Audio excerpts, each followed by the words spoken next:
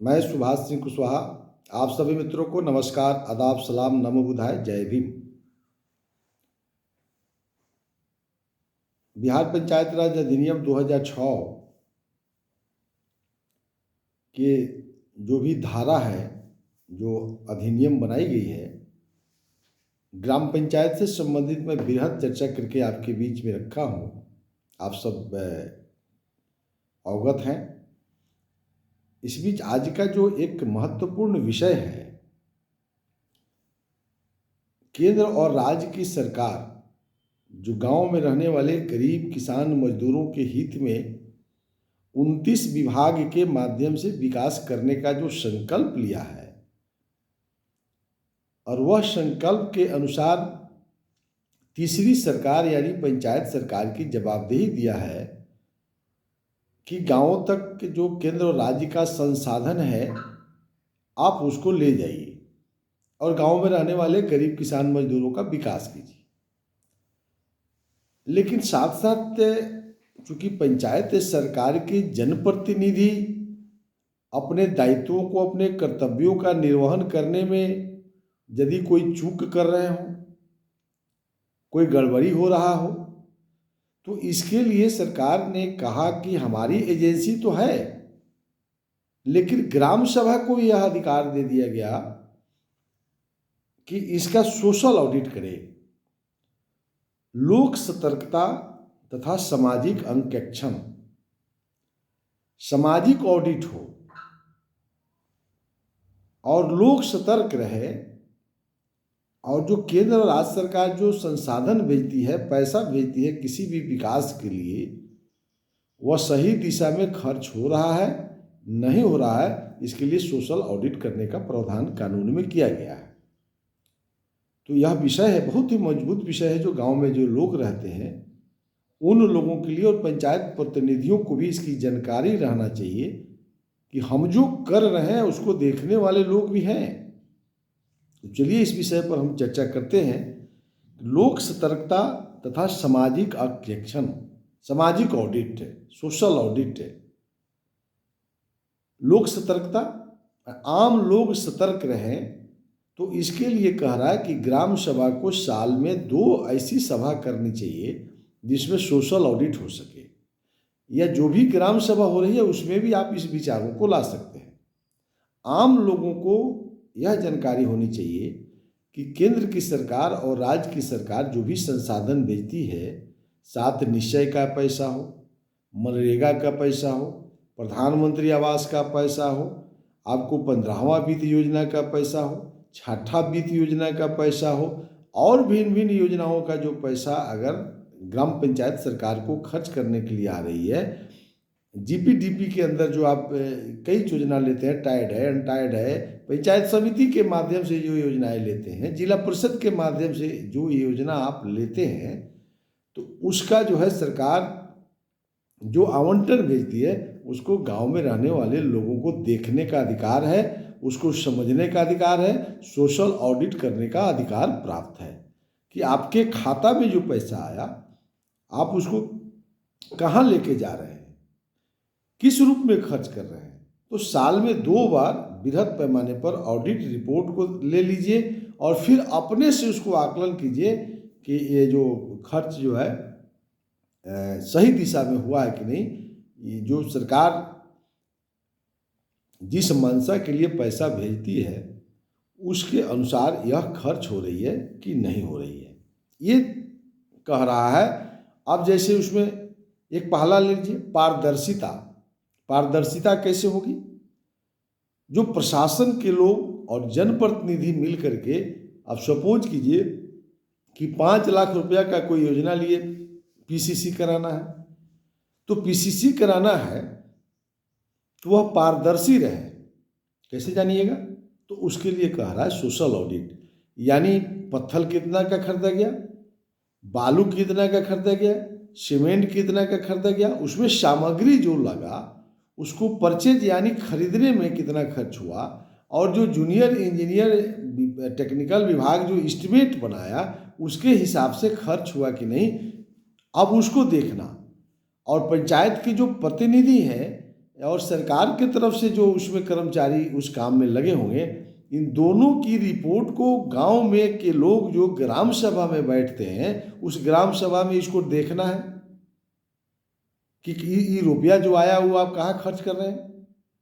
तो उसी को कहते हैं कि आप सामाजिक अंकेक्षण। एक तो सरकार ऑडिट कराती है, लेकिन अब गांव में चूंकि हम देख रहे हैं ना, सड़क बन रहा है, पुल बन रहा है, मनरेगा में खर्च हो रहा है, तो इसी को कह रहा है कि इसमें जो है पारदर्शिता करना, यानी सब लोग जाने। तो पहला पॉइंट है पारदर्शिता होना चाहिए। तो पारदर्शिता तब होगी जब आप उस स्कीम जैसे ही पास हो और साइड पर बोर्ड लगता है। तो एक निगरानी समिति की भी गठन के बारे में मैं बताया था। तो निगरानी समिति का रिपोर्ट क्या कह रहा है, सरकार का ऑडिट रिपोर्ट क्या कह रहा है, और हम जो गांव में देख रहे हैं तो उसका स्कीम का प्राक्कलन मांगना। जैसे ही साइड पर कोई काम शुरू करता है तो गांव के जो बुद्धिजीवी वर्ग के लोग हैं उनको जो है मांगना चाहिए, जूनियर इंजीनियर से या साइड का जो अभिकर्ता हो। अगर वो भी नहीं देता है तो इसके बाद हम वीडियो बनाएंगे सूचना का अधिकार। तो ये लोक सतर्कता, सामाजिक अंकेक्षण और सूचना का अधिकार आपको जानना बहुत जरूरी है। तो सूचना का अधिकार से मांगेंगे, वो कैसे मांगेंगे हम आगे बताएंगे, लेकिन आज जो हम कह रहे हैं कि आप स्कीमों को कैसे समझेंगे, इस पर हम चर्चा कर रहे हैं। दूसरा है भागीदारी। हम गांव के लोग हैं, सड़क निर्माण हो रहा है, पुल निर्माण हो रहा है, उसमें हमारी भागीदारी क्या है। प्रतिनिधि तो लगे हुए हैं, लेकिन प्रतिनिधि बन गए तो सब जवाबदेही आपकी नहीं है, हमारी भी भागीदारी उसमें होनी चाहिए। हमको भी इसका जानकारी लोगों को मिलना चाहिए। किसको? जो प्रभावित लोग हैं, जिसके गली से सड़क बन रहा है, जिसके सामने नली बन रहा है, उनको जानने का पूरा अधिकार है, क्योंकि उस गली और नली से तो उन्हीं को चलना है ना। तो उनको यह बिल्कुल उनकी भागीदारी सुनिश्चित करना चाहिए पंचायत प्रतिनिधियों को कि जहाँ पर आप सड़क बना रहे हैं, जिसके सामने नली बना रहे हैं, गली बना रहे हैं, आप प्रधानमंत्री आवास बन रहा है, मनरेगा में रोजगार दे रहे हैं, तो उनकी भागीदारी होनी चाहिए, यानी उनको भी इसकी जानकारी होनी चाहिए। तो पारदर्शिता होना चाहिए, और जो जहाँ आप काम कर रहे हैं उसकी भागीदारी भी सुनिश्चित होनी चाहिए। तो आप गांव के लोग सुन रहे हैं हमारी बात को, तो आपकी भागीदारी है, तो आपकी भागीदारी भी उसमें होनी चाहिए, उस साइड पर, उस काम में। तीसरा है परामर्श तथा सहमति। परामर्श भी देना है। अब मान ली नली बन रहा है, गली बन रहा है, कोई ऐसी समस्या आ गई जिसका डिसीजन नहीं हो रहा, तो उस स्थिति में कठोर निर्णय लेने की मजबूरी, बस कठोर निर्णय लेना पड़ता है। तो हो सकता है कि जनप्रतिनिधि को वहाँ कोई ऐसी निर्णय लेना पड़े, लेकिन प्रभावित लोगों द्वारा सहमति का भी अधिकार, चाहे वो समूह हो चाहे व्यक्तिगत हो। तो समूहों के बातों को सुनना, या फिर वहाँ कोई ऐसा सहमति भी व्यक्त करके एक ठोस निर्णय लेना। हो सकता है 5 आदमी कहे जी नहीं, और 10 आदमी कहता है यह काम होगा। तो इस स्थिति में एक आम सहमति बनाने का प्रयास, या नहीं तो ठोस निर्णय ये लेना, यानी लोगों की राय भी जानना और समूह में बैठ करके उसको निर्णय करना। और चौथा है उत्तरदायित्व। आप जो चुने हुए प्रतिनिधि हैं, सरकारी पदाधिकारी हैं, ये दोनों की जवाबदेही है कि आप काम कर रहे हैं, लेकिन प्रभावित जो लोग हैं उसके प्रश्नों को उत्तर दें, उन्हें उनके किए गए कामों के संतोषजनक कारण भी बताना पड़ेगा आपको, क्योंकि आप पंचायत प्रतिनिधि हैं, आप सरकारी कर्मचारी हैं, आपकी उत्तरदायित्व होती है कि आप सब लोगों को संतुष्ट करें। तो इस तरह से यह 4 जो पॉइंट है, पंचायत प्रतिनिधियों को भी और गांव में रहने वाले जो लोग हैं, बुद्धिजीवी वर्ग के लोग हैं, पढ़े लिखे जो नौजवान हैं, बुजुर्ग हैं, सेवानिवृत्त कर्मचारी और पदाधिकारी जो गाँव में रहते हैं, उनको लोक सतर्कता के संबंध में पारदर्शिता, भागीदारी, परामर्श तथा सहमति और उत्तरदायित्व, यह 4 जो बिंदु है, इसके संबंध में हम लोगों को अपने आप को सजग करना, और तब जाकर के आप आगे बढ़ सकते हैं। आप किसी तरह से पता लगाइए कि किस योजना में क्या खर्च हो रहा है, सरकार क्या पैसा देती है, तब जाकर के आप इस कामों को आप कर सकते हैं।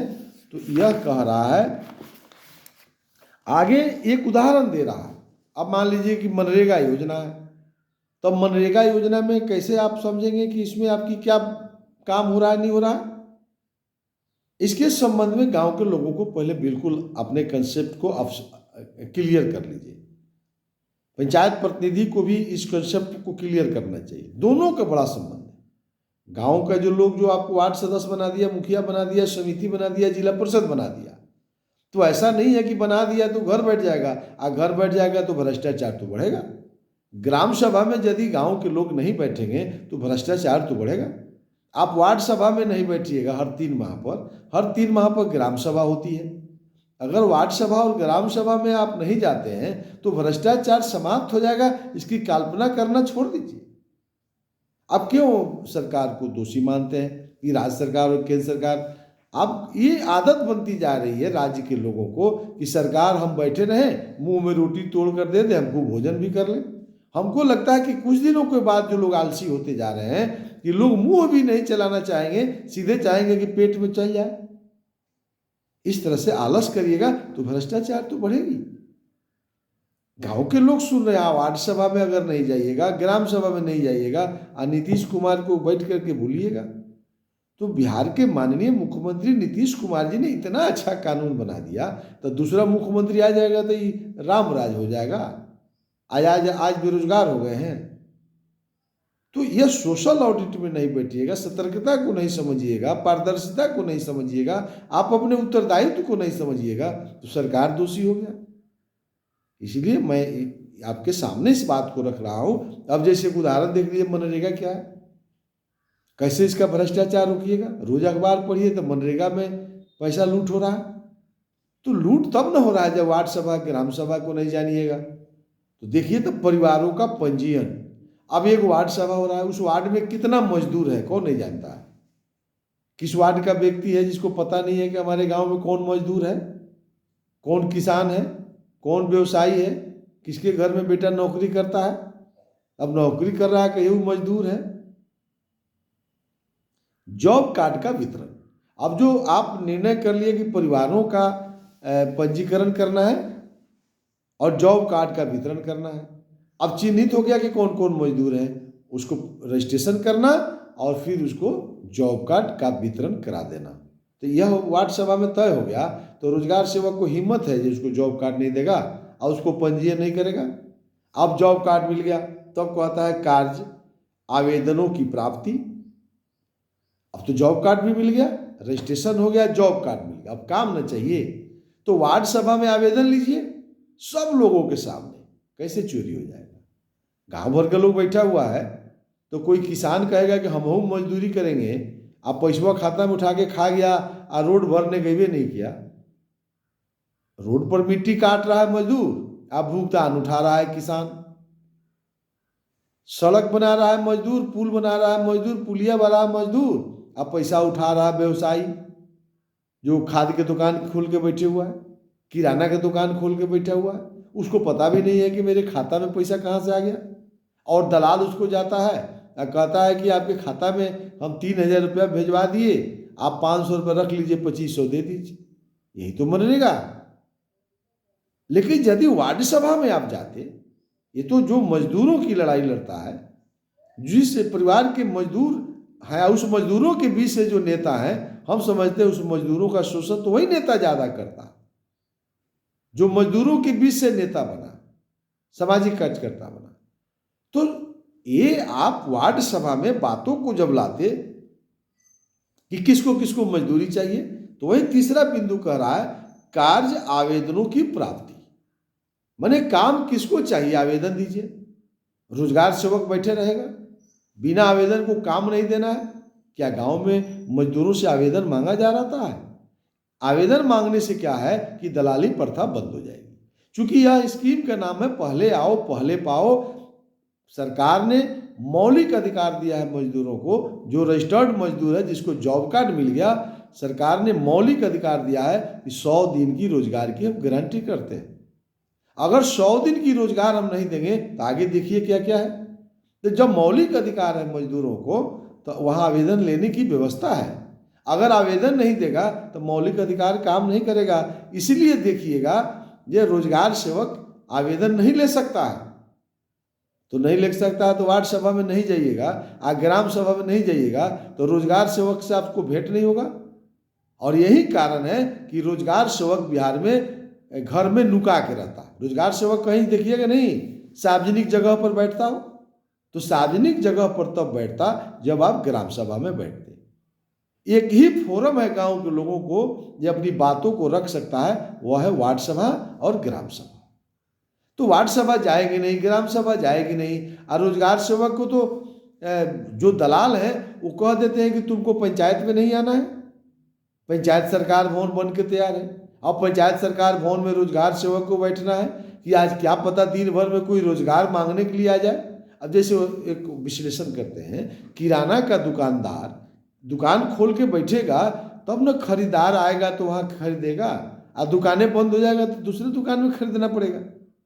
तो यहाँ तो आपके एक पंचायत में एक दुकान खुला है रोजगार लेने का, तो गांव के मजदूर बेरोजगार हैं, तो रोजगार सेवक अपने दुकान पर बैठेगा तो उसकी दुकान कहाँ है? पंचायत सरकार भवन।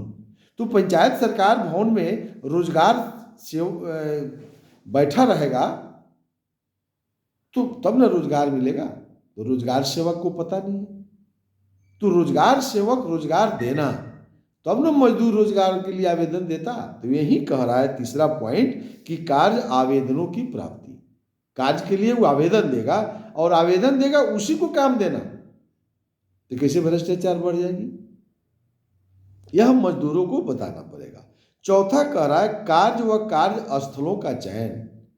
अब वह मजदूर आवेदन दे दिया, अब वो काम किस स्थल पर करेगा, कौन से स्कीम में करेगा, इसका चयन करना, यानी मजदूरों को आवंटन करना कि आप फलाना पुल बन रहा है उसमें काम करिए, यहाँ से यहाँ तक पीसीसी सड़क बन रही है आप इसमें काम करिएगा। वही कह रहा है कार्य व कार्य स्थल का चयन, यानी काम क्या होगा और उस मजदूरों को स्थल क्या होगा, उसी आवेदन पर उसको आदेश कर दिया जाएगा। तो मजदूर अपने साइट पे चल जाएगा, उसके खाता में पैसा आ जाएगा, कहीं चोरी का है गुंजाइश। आप वार्ड सभा ग्राम सभा का महत्व नहीं समझते हैं। उसके बाद कह रहा है 5वां नंबर में तकनीकी आकलन व उनका अनुमोदन, कार्य आदेश जारी करना। आप देखिए काम भी तय हो गया, अब टेक्निकल है, रोजगार सेवक है, अब वहाँ मनरेगा में जेई है, मनरेगा का जेई जिसको कहते हैं, वह स्वीकृति दे देगा और काम करने का आदेश जारी कर देगा कि जाइए आप फलाना साइट पर आप काम करिए, उसका हाजिरी बनना शुरू हो गया।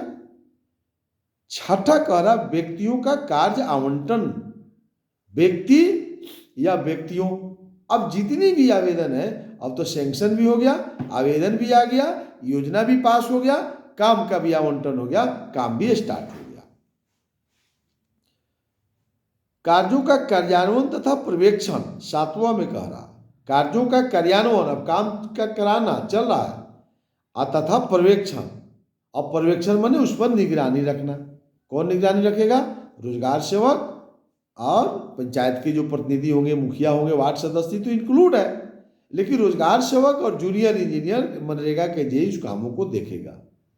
अब यहाँ आ गया सोशल ऑडिट, जो हम बता रहे हैं। सोशल ऑडिट क्या है? अब उसी दिन एस्टीमेट मांग लेना, प्राकलन गांव के लोगों को जिसके सामने सड़क बन रहा है उसकी भागीदारी हो जाएगी। भागीदारी हम लोग सूचना उससे भी नहीं देता है तो सूचना का अधिकार हम बताएंगे इसके बाद के वीडियो में। आरटीआई कैसे इस्तेमाल करेंगे, तो आरटीआई से उसको मांग लीजिए तो पता लगेगा ना कितना की योजना है, कितना रुपया है, कितना मजदूर को भुगतान करना है। तो पारदर्शिता, भागीदारी, तो ये आपको करना पड़ेगा। तो इस तरह से जो है पर्यवेक्षण करने का अधिकार है। अब देखिए 8वां में आ गया, हम जो बोल रहे थे बेरोजगारी भत्ते का भुगतान। अब कह रहा है कि आवेदन भी दिया मजदूर, फिर से आइए, कार्यों के आवंटन जूनियर इंजीनियर रोजगार सेवक को करना है, टेक्निकल स्वीकृति देना है, काम स्टार्ट हो गया। अगर नहीं देते, आवेदन तो हमने दे दिया, हमको काम नहीं देते हैं तो 15 दिन यदि बीत गया आवेदन दिए हुए तो आपको मजदूरी का कुल रेट का 25% आप हमको बेरोजगारी भत्ता दे दीजिए। 30 दिन नहीं देते हैं तो कुल मजदूरी रेट का आपको हमको 50% भुगतान कर दीजिए बिना काम किए हुए। काम नहीं करना है, इसी को बेरोजगारी भत्ता कहते हैं। अगर 100 दिन नहीं देते हैं काम, हम आवेदन दिए हुए हैं, तो 100 दिन का मजदूरी रेट बिना काम किए हुए दे देना है, इसी को बेरोजगारी भत्ता कहते हैं। क्योंकि सरकार ने ही मौलिक अधिकार दिया है बेरोजगारी भत्ता का, कि मौलिक अधिकार है मजदूरों को कि 365 दिन में 100 दिन का हम काम आपको देंगे। आपको पलायन करने की जरूरत नहीं है, आपको हरियाणा, पंजाब, दिल्ली, बिहार से अन्य राज्य में जाने की जरूरत नहीं है, हम बिहार में ही काम देंगे। नहीं तो बेरोजगारी भत्ता देंगे। तो तकरीबन एक मजदूर को 20-21 हज़ार रुपया बेरोजगारी भत्ता मिल जाएगा। लेकिन बेरोजगारी भत्ता तब मिलेगा जब आप आवेदन दीजिएगा। तो आवेदन तब दीजिएगा जब वार्ड सभा और ग्राम सभा लगेगा। और वार्ड सभा, ग्राम सभा में आप नहीं जाइएगा, नीतीश कुमार को गाली देते रहिए, अब शब्दों का इस्तेमाल करते रहिए। फिर कल दूसरा मुख्यमंत्री आ जाएगा, उसको भी बोलते रहिए, कल तीसरा आ जाएगा, उसको भी बोलते रहिए। वार्ड सभा में नहीं जाइए, ग्राम सभा में नहीं जाइए, सरकार को बोलते रहिए। इससे क्या होने वाला है? अब तो भारत का संविधान हो गया, पंचायत का संविधान बना दिया, और केंद्र सरकार की मजबूरी है कि पैसा ग्राम पंचायत के खाता में जाएगी। वो मुखिया, वार्ड सदस्य, अध्यक्ष है, इसको कैसे बदल दीजिएगा? इसको बदलने के लिए पंचायत सरकार को भंग कर दीजिए, ये संभव नहीं है। तो पंचायत सरकार भी रहेगी और केंद्र सरकार भी रहेगी और राज्य सरकार भी रहेगी। इस देश में 3 सरकार रहेगी। अब इस व्यवस्था को भी जीना पड़ेगा ना। तो इस व्यवस्था में ही कह रहा है कि बेरोजगारी भत्ता लेने के लिए वार्ड सभा और ग्राम सभा में जाना होगा और रोजगार सेवा को आवेदन देना होगा, जॉब कार्ड खुलवाना होगा। अगर ये नहीं करिएगा तो वही होगा कि काम कर रहे हैं राम, अब भुगतान मिल रहा है रहीम को। काम कर रहा है गांव का मजदूर और उसको साइड पर पैसा दे दिया गया, वो अपना घर चल गया। हाजिरी बन गया किसान के नाम पर, हाजिरी बन गया व्यवसायी के नाम पर, हाजिरी बन गया जो चौक चौराहा पर बउआ रहा है, जो आज तक कुदाल नहीं पकड़ा, उसके नाम पर भुगतान हो रहा है। तो ये अरबों अरबों रुपया लूट हो रहा है। ये किसका लूट हो रहा है? पूंजीपति का लूट नहीं हो रहा है। पूंजीपति लोग लूट रहे हैं, गांव के दलाल लोग लूट रहे हैं, गांव के बिचौलिया और भ्रष्ट लोग लूट रहे हैं। किसका पैसा? मजदूरों का पैसा। अति पिछड़ा समाज के टेक्निकल जो गरीब हैं, जो खाने और पीने के लिए मोहताज है, उसका पैसा लूट हो रहा है। अब इस लूट को बचाना पड़ेगा तो ग्राम सभा और वार्ड सभा में जाना पड़ेगा, पंचायत सरकार को समझना पड़ेगा, सोशल ऑडिट को समझना पड़ेगा, नहीं तो इसी तरह से होगा। तब अब क्यों राज्य सरकार और केंद्र सरकार को दोषी देंगे? इसमें नरेंद्र मोदी कहाँ दोष है? अगर मनरेगा में पैसा नहीं आता है, 7 निश्चय में पैसा नहीं आता है, प्रधानमंत्री आवास में पैसा नहीं आता है, तो राज्य और केंद्र सरकार दोषी है। तो अगर सब कुछ संभव है तो बेरोजगारी भत्ता क्यों नहीं मिल रहा? तो लूट में हम सब भागीदार हो गए हैं ना। इसीलिए हम अपने दायित्वों को, अपने कर्तव्यों को निर्वहन करना पड़ेगा और पंचायत प्रतिनिधियों को भी सजग होना होगा। और किसी को घर का मालिक बना दीजिए और उसका हिसाब नहीं लीजिएगा तो गड़बड़ तो होगा। आप एक विश्लेषण करते हैं, आप किसी दवा का दुकान खोले हुए हैं और अपने मजदूर को भी रखे हुए हैं 5 को, आप उसके कैश काउंटर पर बैठे हुए हैं। सोचिए कि मेरा सब मजदूर ईमानदार है, हमको काउंटर पर बैठने की क्या जरूरत है? आप घर हैं, मजदूर दुकान खोल रहा है, मजदूर पैसा ले रहा है, मजदूर सब कुछ कर रहा है, तो 2 साल के बाद 1 करोड़ रुपया की दुकान खोल दीजिएगा, 2 साल में 10 लाख का माल रहेगा, 90 लाख गायब हो जाएगा। तो आप ग्राम सभा मालिक है, पैसा आ रही है केंद्र सरकार, राज्य सरकार से, आप उसका हिसाब नहीं लीजिएगा, सोशल ऑडिट नहीं कीजिएगा, तो मालिक तो थोड़ा इधर उधर कनखी मार ही देगा। कितना भी ईमानदार जनप्रतिनिधि हो तो थोड़ा सा गलती तो हो ही जाएगा। तो इसलिए सोशल ऑडिट करना और कानून के प्रति जागरूक रहना। तो ये है, बेरोजगारी भत्ता का भुगतान करिए और मजदूरी का भुगतान हो जाएगा। कार्य का मूल्यांकन, अब आई अंत में, अब कार्यों का मूल्यांकन। कितना अच्छा कानून सोशल ऑडिट को बनाया है कि सोशल ऑडिट में इस तरह से देखना है। ग्राम सभा में सब सवालात आएंगे, हर बिंदु पर लड़ना है। इसलिए ग्राम सभा में बीडीओ सब जो है पंचायत सचिव को सिखाता है, ये ग्राम सभा कागजे में करो, वार्ड सभा कागजे में कर लो। चूंकि प्रखंड के तमाम पदाधिकारियों को ग्राम सभा में रहना है, सांसद को ग्राम सभा में रहना है, विधायक को ग्राम सभा में रहना है, जिला परिषद पंचायत समिति को ग्राम सभा पंचायत समिति सबको रहना है, प्रखंड स्तर के सभी पदाधिकारियों को रहना है। क्या ऐसा होता है? अगर नहीं होता है, इस व्यवस्था परिवर्तन के लिए हम सबको संघर्ष करना पड़ेगा। बिहार के जितने भी सोशल वर्कर हैं, जितने भी पॉलिटिकल पार्टियां हैं, पंचायत सरकार के खिलाफ में एकत्रित होकर, गोलबंद होकर के वार्ड सभा और ग्राम सभा के लिए आंदोलन करना पड़ेगा, आंदोलन करना पड़ेगा, लोगों को जगाना पड़ेगा। और नहीं तो इसी तरह से लूट हो जाएगा और गांव गरीब किसान मजदूर देखते रह जाएंगे। केंद्र और राज्य सरकार के हाथ में अब नहीं है पैसा को बचाना, भ्रष्टाचार को रोकना, यह गांव के लोगों के हाथ में। तब जाकर के कार्यों का मूल्यांकन होगा कि 5 लाख रुपया गांव में खर्च करने के लिए केंद्र सरकार, राज्य सरकार ने भेजा, वह सही में 5 लाख गांव के अंदर सड़कों तक पहुंचा कि बीच में ही लूट हो गया। ग्राम सभा में सामाजिक अंकेक्षण के लिए कह रहा है 11वां पॉइंट, उसी ग्राम सभा में इसकी ऑडिट होगी। सामाजिक अंकेक्षण फोरम क्या है? समय के अभाव में लंबा विषय है, सामाजिक अब शॉर्ट कर देते हैं, क्योंकि 1-2 दिन करेंगे तो खुद आपको समझ में नहीं आएगा। सामाजिक अंकेक्षण फोरम इसका नाम दे दिया।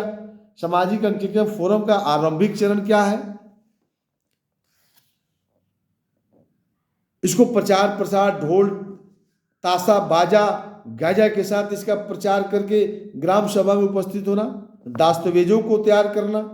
गांव के 10 को बेरोजगार है, बैठ करके इसको दस्तावेज बनाइए, कौन कौन योजना पंचायत सरकार चला रही है, उस सब के बारे में कहाँ से एकत्रित होगा बताएंगे। इसके बाद सूचना के अधिकार में पंचायत सरकार कौन कौन काम कर रही है, उस सब का रुपया कितना खर्च हुआ, उसका वाउचर कितना हुआ, उसका एस्टिमेट क्या है, ये तमाम बातों को जानकारी रखना पड़ेगा।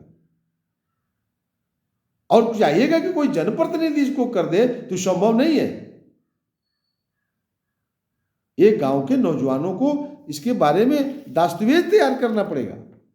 सामाजिक लेखा परीक्षा, प्रक्रियावाद आयोजन की आवश्यकता, एक एक बातों को जानकारी करके आपको रखना पड़ेगा। सोशल ऑडिट के उद्देश्य से व्यवस्था की जवाबदेही सुनिश्चित करना, यही खोज रहे थे। जन सहभागिता बढ़ाना और कार्य एवं निर्णय प्रक्रिया में पारदर्शिता लाना और जन सामान्य को उनके अधिकारों एवं हक के बारे में जागरूक करना। कितना बड़ा विषय है।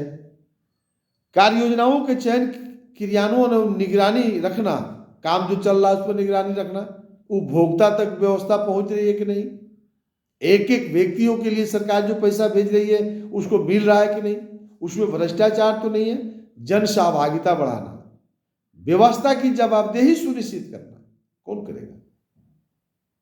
नरेंद्र मोदी गांव में बैठ के व्यवस्था की जवाबदेही सुनिश्चित करेंगे, सहभागिता करेंगे। उन्होंने तो हथियार और कानून बना के गांव के लोगों को दिया। सोशल ऑडिट इतना महत्वपूर्ण क्यों है? इससे लोगों को सहायता पूर्वक सूचना मिलेगी तथा शासन व्यवस्था पारदर्शित होगी। सोशल ऑडिट से क्या क्या लाभ है इसको मैं बता रहा हूं। आसानी से गांव के लोग जान जाएंगे कि क्या क्या खर्च हुआ, कितना का बालू, कितना का सीमेंट, कितना का छड़, जो काम हो रहा। जवाबदेही बढ़ेगी और भ्रष्टाचार पर अंकुश लगेगा। दूसरा पॉइंट नीतियों, तीसरा पॉइंट नीतियों और कार्यक्रमों की योजना निर्माण से आम जनता की भागीदारी बढ़ेगी। आम जनता भी इसके प्रति लगाव बढ़ जाएगा, नीति बनाएगा, कार्यक्रम बनाएगा, सोशल ऑडिट करेगा, लोगों की सहभागिता होगी। पंचायतों में सामाजिक ऑडिट के क्या फायदे हैं? सामाजिक ऑडिट के फायदे वास्तविकता जानने के लिए लोगों की भागीदारी सुनिश्चित करना, ताकि इन कार्यक्रमों की प्राप्ति में जागरूकता बढ़े और लोग इनके अपेक्षित नतीजों को आसानी से सफलता अनुमान लगा सके। सामाजिक ऑडिट से लोगों और पंचायत को एक तुलना पत्र प्राप्त हो सके जिसमें गांव में चलाए गए कार्यक्रम योजनाओं को सफल असफल पहलू उजागर किया जा सके। सामाजिक अंकेक्षण सोसाइटी का भी सरकार ने निर्माण किया, केंद्र सरकार ने। ग्राम संसाधन व्यक्ति VRPS की ट्रेनिंग देकर के पंचायतों में भेजा गया है। तो स्कीमों के बारे में जानकारी लेना, लोगों की भागीदारी सुनिश्चित करना, उपस्थिति सुनिश्चित करना, एक एक बातों को गांव तक पहुंचाना, ये कानून में प्रावधान किया गया है और इसके प्रति हम सब लोगों को जागरूक होना चाहिए। इसी भरोसा के साथ मैं अपनी बात को यहीं समाप्त करता हूं।